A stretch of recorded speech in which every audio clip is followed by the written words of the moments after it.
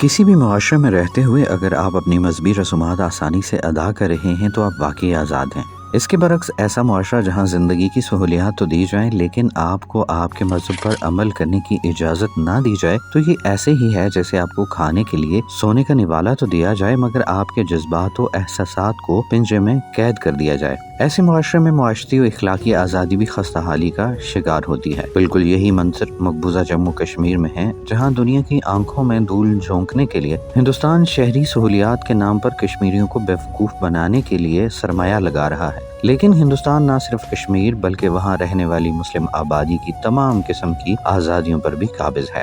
سری نگر کی تاریخی جامع مسجد کو عرصہ دراز سے قابض ہندوستانی فورسز کی جانب سے جبراً بند کیا گیا ہے۔ نماز جمعہ اور نماز عید کی ادائیگی کی اجازت نہیں دی جاتی۔ ربیع الاول کے اجتماع و محرم کے جلوس پر قابض فورسز کی جانب سے دھاوا بولا جاتا ہے۔ شہداء کی قبروں پر جانے کی اجازت نہیں ہے۔ معاشرتی آزادیاں بھی برائے نام ہیں، جہاں نوجوان گھروں سے تعلیم روزگار کے سلسلے میں نکلتے ہیں لیکن واپس گھر نہیں پہنچ پاتے، بلکہ کسی عقوبت خانے سے یا ان کی لاش ملتی ہے یا زخموں سے چور چور بدن۔ قابض فورسز جب اور جہاں چاہیں کشمیریوں کے گھروں کو بارودی مواد سے اڑا دیتی ہیں۔ پہلگام واقعے کے بعد مقبوضہ جموں کشمیر میں شک کی بنا پر کشمیریوں کے سینکڑوں گھروں کو بارودی مواد سے اڑا دیا گیا اور نوجوانوں کو شک کی بنا پر قابض فورسز گرفتار کر کے لے گئیں۔ میرا یہ سوال ہے کہ قابض فورسز نے کسی ہندو کا گھر بارودی مواد سے کیوں نہیں اڑایا؟ حالانکہ مقبوضہ جموں کشمیر میں بڑی تعداد میں ہندو بھی آباد ہیں۔ بات یہی نہیں رکتی، ہندوستانی مسلمان بھی ہندوتوا اور RSS نظریے کے شکار ہیں۔ کبھی ان کو دہشت گرد تو کبھی ان کو غدار کہہ کر ہندوستان چھوڑ جانے کو کہا جاتا ہے۔ بھارت اور مقبوضہ کشمیر میں مسلمانوں کے ساتھ مبینہ بدسلوکی، نفرت انگیز تقاریر اور انسانی حقوق کی خلاف ورزیوں پر عالمی سطح پر بھی اب تشویش بڑھتی جا رہی ہے۔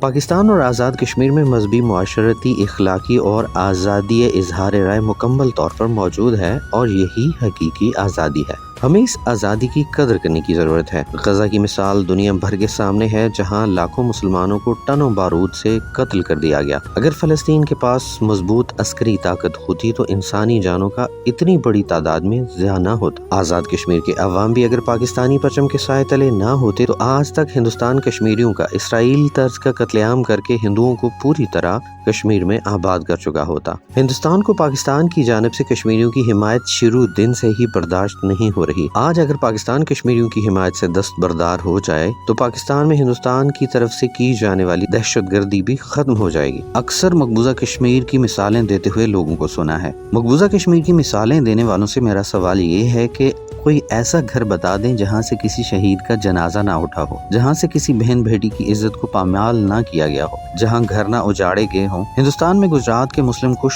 فسادات، جہاں مسلمانوں کو ٹارگٹ کر کے بھیڑ بکریوں کی طرح کاٹا گیا، مسلمان حاملہ خواتین کے پیٹ کاٹ کر بچوں کو نکال کر ذبح کیا گیا، یہ وہی ہندوستانی مسلمان ہیں جو صدیوں سے وہاں آباد ہیں۔ ہندوستان آج تک وہیں رہنے والے ہندوستانی مسلمانوں کو اون نہیں کرتا اور وہ کبھی بھی کشمیری مسلمانوں کو اون نہیں کر سکتا۔ ہندوستانی مسلمان آج بھی اپنے وجود کی بقا کے لیے پریشان ہیں۔ خاص کر حالیہ ہندوتوا اور RSS نظریے کی حکومتی سرپرستی میں فروغ کے بعد ہندوستان خاص طور پر مسلمانوں کے لیے ایک انتہائی خطرناک ترین ملک بن چکا ہے، جہاں خاص طور پر اینٹی مسلم جذبات جنونیت کی حد تک بڑھ چکے ہیں۔ مسلمانوں کو چوک چوراہوں میں کھڑا کر کے جے شری رام کے نعرے لگانے کے لیے مجبور کیا جاتا ہے، جو کہ ہمارے مذہب کی روح سے کفری الفاظ ہیں۔ حالیہ پاک بھارت جنگ میں پاکستان کی فتح کے بعد ہندوستانی مسلمانوں کے لیے حالات اور سنگین ہو چکے ہیں۔ بہار کے وزیر اعلیٰ نے ایک تقریب کے دوران سٹیج پر سب کے سامنے مسلمان خاتون کا حجاب کھینچ کر اپنی سنگین گناؤنی سوچ کی عکاسی کی کہ بھارتی معاشرے میں مسلم خواتین کے لیے کس طرح کے ناپاک عزائم رکھے جاتے ہیں۔